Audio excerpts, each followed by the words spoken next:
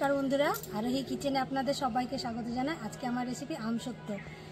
2 থেকে 3 বছর কিভাবে আমটা সত্যটা ভালো থাকবে সেই ভিডিওটা আজকে আপনাদেরকে দেখাবো। প্রথম থেকে শেষ পর্যন্ত পুরো ভিডিওটা দেখার অনুরোধ রইল। দেখুন কি পরিমাণে আম হয়েছে, আমগুলো সব ঝরে ঝরে পড়ছে, কুড়ানোই হয় না। 2 দিন পর পর কুড়ায়, দেখেন কত আম পড়ে নিচে, প্রচুর আম পড়ে চারিদিকে আম, আমের পাতা। এক গামলা করে আম হয়, একটা বড় গামলা। খুব ভালো করে আমি ধুয়ে নিয়েছি। আমগুলোর এই যে বোটা কেটে আমি আমটাকে এভাবে খোসা টেনে টেনে ছাড়িয়ে নেব। এত ছোট আম তো এই জন্য আমি এক গামলা কুড়িয়ে নিলাম। এখন প্রচুর আম পড়ে আছে, অত নিব না, বড় আম কিছুটা নিয়ে নিয়েছি। আমগুলো ছোট হলে একবারে চিনির মতো মিষ্টি, দেখতে এরকম তাই একবারে চিনির মতো মিষ্টি, খেতেও খুব স্বাদ একবারে। সব আমগুলোকে ছাড়িয়ে নিয়েছি। এবার আমি একটা ঘষুনি নিয়েছি, ঘষুনি দিয়ে ঘষে নিব। এবার রাখবো, দেখবে সব থেকে ছোট দিকটা যেটা সেটা দিয়ে ঘষবো। এইভাবে ঘষলে খুব সুন্দর আমের পালটা বেরিয়ে আসে।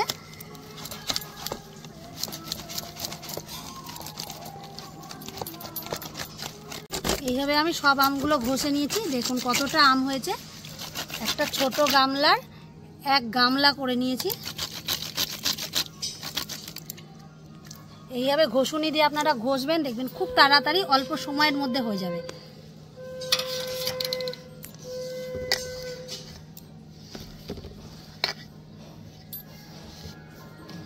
মশারি নিয়েছি, মশারির মধ্যে আমি আম গোলাটা দিয়ে দিব। খুব ভালো করে আমি এটাকে ছেঁকে নিব যাতে আমের আঁশগুলো না থাকে।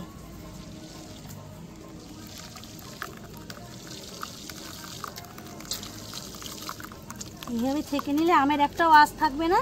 আর যখন আম সত্যটা তৈরি হয়ে যাবে একটুও মুখে বাঁধবে না, মুলাম হবে, খেতে খুবই ভালো লাগবে। জ্বালিয়ে দিয়েছি, একটা কড়াইও বসিয়ে দিয়েছি।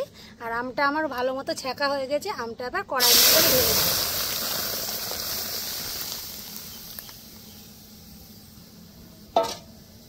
আমটাকে খুব ভালো মতো নাড়া দিব।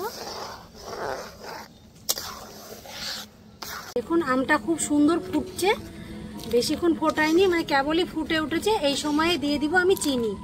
আপনাদের আমটা কীরকম টক মিষ্টি আপনারা সেই বুঝে চিনিটা দেবেন। আমি এখানে আমার আমটা খুব মিষ্টি, তাই আমি হাফ বাটি চিনি দেব।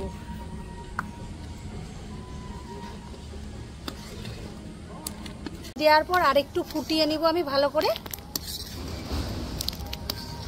আর এইভাবে মাঝে মধ্যে নাড়া দেবেন যাতে কড়াইয়ের তলে পুড়ে না লাগে। একটা বড় থালা নিয়ে নিয়েছি, থালার মধ্যে দিয়ে দিব সরষের তেল। খুব ভালো করে মাখিয়ে নেব।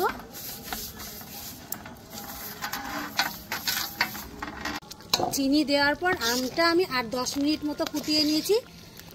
টোটাল আমি 15 থেকে 20 মিনিট ফুটিয়ে নিয়েছি, বেশি ফোটাইনি। এবার আমি নামিয়ে নেব।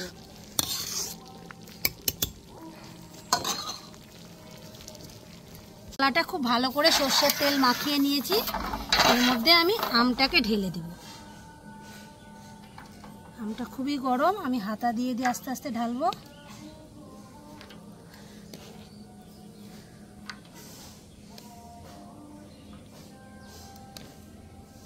আর এইরকম অল্প জাল দেবেন, তাহলে দেখবেন আমসত্ত্বর কালারটা খুব সুন্দর আসে।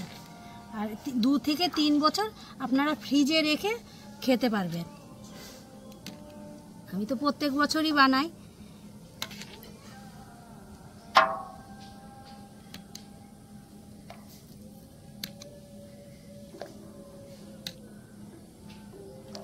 দিয়ে দিয়েছি আর খুব সুন্দরভাবে ছড়িয়ে আছে। এবার আমি রোদে দিয়ে দিব, আস্তে করে ধরে নিব। খুব গরম ঢাকনাটা।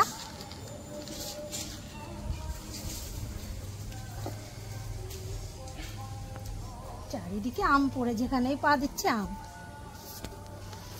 যেখানে রোদে দিয়ে দিব, আমি সারা দিন শুকোতে দিব। এখন আমসত্ত্বগুলো শুকিয়ে গেছে। আমি 2 দিন রোদ দিয়ে দিয়েছি আর আরেকদিন রোদ দিয়েছি উল্টানোর পর। টোটালে 3 দিন রোদ দিয়েছি।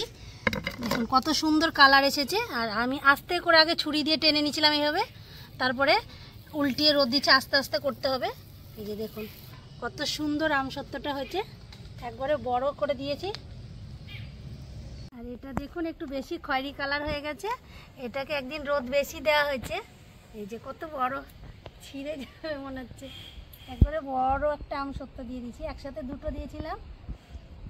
আপনাদের মন পছন্দ মতো কেটে নেবেন, আমি এইভাবে কেটে নিব, দেখতে ভালো লাগবে খুবই।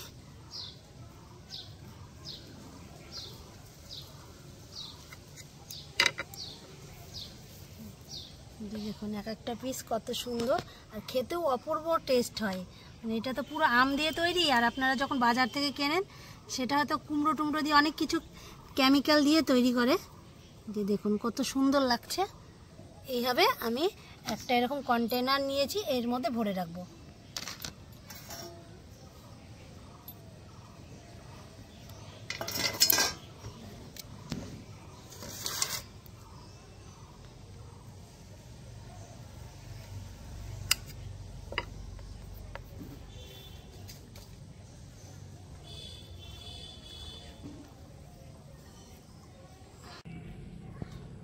এইভাবে একটা একটা করে আমি এরকম একটা কোটো নিয়েছি, কোটোর মধ্যে ভরে আমি ফ্রিজে রেখে দেব। দেখুন কতটা সুন্দর হয়েছে, এইভাবে আমি কোটোর মধ্যে ভরে রেখে দেব।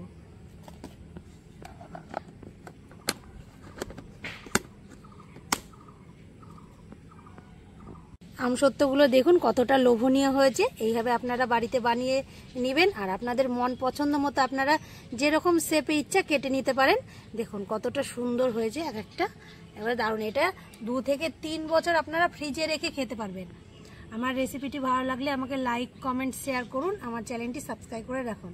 2 থেকে 3 বছর তো ফ্রিজে রেখে দিয়ে আপনারা খেতে পারবেন, যেরকম আমসত্ত্ব সেরকমই থাকবে, কোনো রকম নষ্ট হবে না, টেস্টটাও একই রকম থাকবে। আপনারা বেশি করে বাড়িতে বানিয়ে আমসত্ত্ব রেখে দেবেন, সারা বছর খেতে পারবেন, আর যখন ইচ্ছা তখন বের করে খাবেন।